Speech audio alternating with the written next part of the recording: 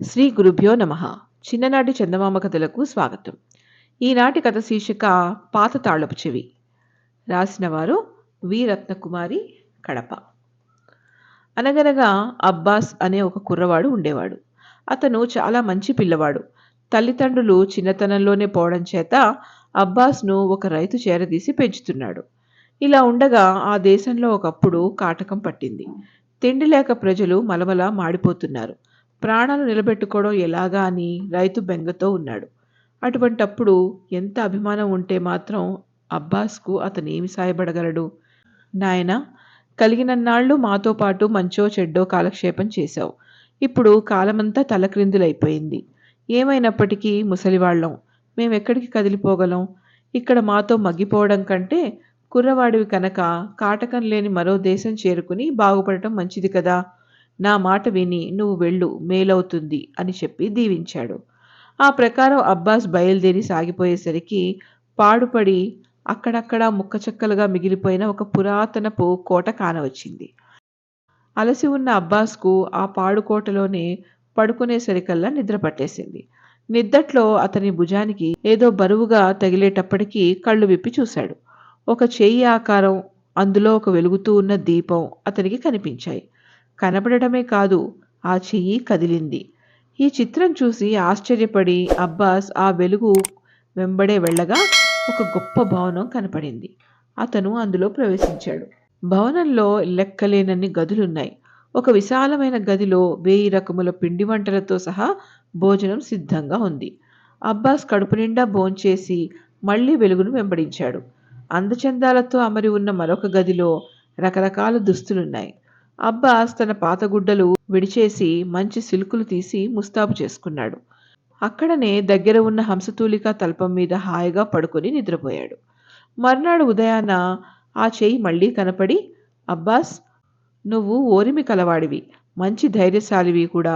ఎంతో మంది ఇక్కడికి వచ్చారు వెళ్ళారు, కానీ అందులో ఒక్కడూ నీలాగా వెలుగు వెంబడి రాలేకపోయాడు. ఎన్ని కష్టాలు వచ్చినప్పటికీ సహించి ఈ భవనంలో 3 రాత్రులు గడిపావంటే ఒకానొక రాజకుమారిని బంధం నుండి విడిపించిన వాడు అవుతావు.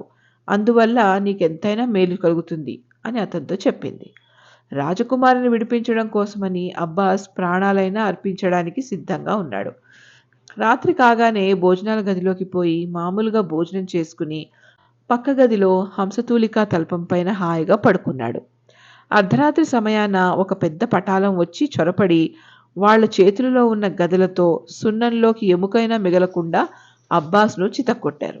కానైతే మర్నాడు పొద్దున్నే ఆ చేయి మళ్లీ కనపడి తను తెచ్చిన మందు పసరులు అబ్బాస్ ఒంటికి రాయడంతోటే రాత్రి అతను తినిన దెబ్బలన్నీ ఎక్కడికక్కడే మాయమైపోయాయి. రెండవ రాత్రి కూడా పటాలం వచ్చి చొరబడి అతనిని మొదటి రోజు కంటే గట్టిగా కొట్టారు.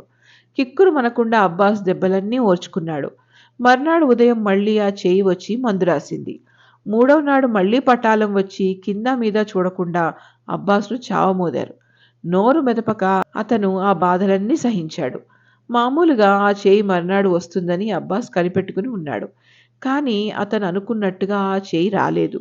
ఏమిటా అని అతను ఆలోచిస్తూ ఉండగా గబాల్న తలుపు తెరుచుకుని ఒక రాజకుమారి అక్కడికి వచ్చింది. ఆమె తనతో తెచ్చిన మంత్రజలం అతని పైన చిలకరించేసరికి తక్షణమే శరీరం మీద దెబ్బలు పోయి అబ్బాస్ మామూలు మనిషి అయ్యాడు. ఆ సుందరి తన చరిత్ర అంతా అతనికిలా వినిపించింది. నేను ఫలానా దేశపు రాజు కూతుర్ను. శత్రురాజులు నన్ను ఇక్కడికి రప్పించి బంధించారు. వాళ్ళు ప్రయోగించిన మంత్రాల వల్ల ఎన్నేళ్ల నుంచో మైకం కమ్మి నేను పడి ఉన్నాను. నన్ను విడిపించడానికి ఎంతోమంది వచ్చారు. కానీ మొదటి రాత్రి దెబ్బలకే తట్టుకోలేక పారిపోయారు. నీవు వాళ్ల దెబ్బలన్నిటికీ సహించగలటం వల్ల వాళ్ల మంత్రబలిమి తగ్గిపోయింది. నా మైకం మాయమైపోయింది. మనిద్దరం ఇప్పుడు మా తండ్రి భవనానికి వెళ్ళిపోవాలి అని ఆనవాలు చెప్పి ఆమె అదృశ్యమైపోయింది.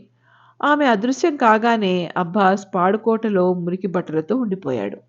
రాజకుమారి తన తండ్రి భవనం చేరుకుని అబ్బాస్ కోసం ఎంతో కాలం ఎదురుచూసింది. మంచి సంబంధం నిశ్చయించి ప్రదానం చేసుకున్నారు. పెళ్లి రోజు వచ్చింది. చివరకు నిరాశతో ఆమె పెద్దలు కుదిర్చిన సంబంధానికి ఒప్పుకుంది. పెళ్లి రోజు వచ్చింది. ఊరేగింపుకని ఆమె అంబారి ఎక్కబోతూ ఉండగా తను ఎవరి కోసమైతే ఇంతవరకు తపించిందో ఆ అబ్బాస్ చింకి గుడ్డలతోనూ విచారముఖంతోనూ కోట గుమ్మానికి ఎదుట కనిపించాడు. అబ్బాస్ ఎందుకు వచ్చాడో రాజకుమారికి తప్ప మరెవ్వరికి తెలుసు? ఎవ్వరికీ తెలీదు. అతనిని చూడగానే ఆమె పెళ్ళికొడుకుని ఒక ప్రశ్న వేసింది. ఇందాక నా పెట్టె తాళం చెవి కనబడకుండా పోయింది. అది పోయింది కదా అని కొత్త చెవి చేయించాం. కొత్తది చేయించిన వెంటనే పాత తాళపు చెవి దొరికిందండి. మరి ఇప్పుడు నేను ఇందులో ఏది వాడటం న్యాయమో చెప్పవలసింది అని అడిగింది. అందుకతను పాతది ఉపయోగించడమే సబబు అని జవాబు చెప్పాడు. వెంటనే రాజకుమారి అబ్బాస్ను చేపట్టుకుని తీసుకువచ్చి అతను ఎవరో, ఏ విధంగా తనను రక్షించాడో ఆ సంగతులన్నీ చెప్పేసరికి అందరూ ఆశ్చర్యపోయారు. తను గూఢంగా అడిగిన తాళం చెవి సమస్య ఈ అబ్బాస్ను గురించేనని ఆమె వరునితో చెప్పేసరికి అతను చాలా సంతోషించి అబ్బాస్నే పెళ్లి చేసుకోమని చెప్పి సమ్మతి తెలిపాడు. తెలివితేటలు వివేకము గల రాజకుమారి తండ్రికి పరిస్థితులు విప్పచెప్పి ఆయనను అనుమతి పొందింది. అబ్బాస్ని పెళ్లి చేసుకుని హాయిగా ఉన్నది. ఇంతటితో ఈ కథ కంచికి, మనం ఇంటికి.